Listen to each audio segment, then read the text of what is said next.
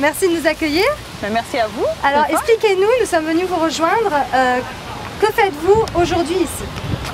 Aujourd'hui, on fait le shooting d'ambiance pour le prochain numéro. Et la thématique, c'est les pique-niques ou les aliments nomades. Donc, on se retrouve dans un centre où il fait super beau et en pleine nature. D'accord, donc vous me dites qu'on fait la section ambiance. Qu'est-ce que c'est exactement la section ambiance? La section ambiance, c'est la section où ça nous permet de rallier ce qu'on apprend, donc le savoir, et les recettes qu'on retrouve dans Saveur pour donner un peu l'art de la table, l'art de recevoir, le style de vie. Fait que c'est un beau mariage entre les thématiques qu'on lit et les recettes qu'on a à l'intérieur du magazine. Vous me parlez donc des shootings ambiance et du shooting saveur.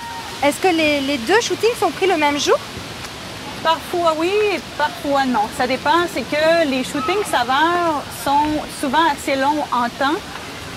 Donc, on ne peut pas toujours marier le shooting saveur et le shooting ambiance ensemble. Toutefois, quand on peut, on aime le faire parce que les recettes qu'on retrouve dans saveur font partie de ambiance. Donc, on aime les intégrer à l'intérieur du shooting d'ambiance. Mais c'est souvent pas possible parce que ce sont deux shootings qui demandent beaucoup de temps et de préparation et qui sont assez longs en soi. Lynn, expliquez-nous les différentes étapes de ce shooting ambiance, l'avant, le pendant et l'après. C'est drôle parce qu'à chaque fois qu'on voit quelque chose fini, ça semble toujours super simple et peu d'étapes.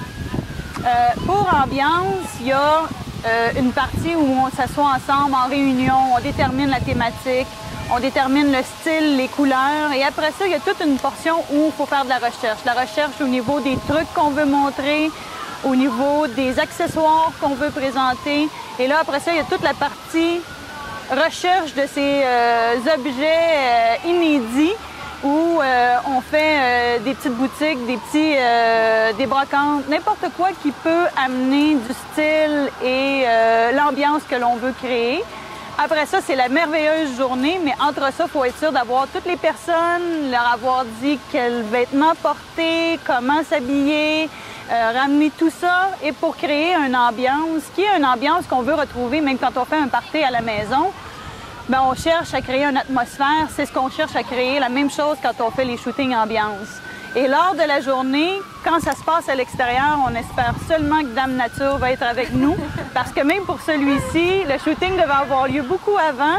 On a dû le reporter à plusieurs reprises et ça veut dire de reporter tant les équipes techniques, le matériel, les gens. Donc, ça demande une organisation qui est assez grande, mais c'est ma partie, possiblement une de mes parties favorites du magazine, c'est la section ambiance.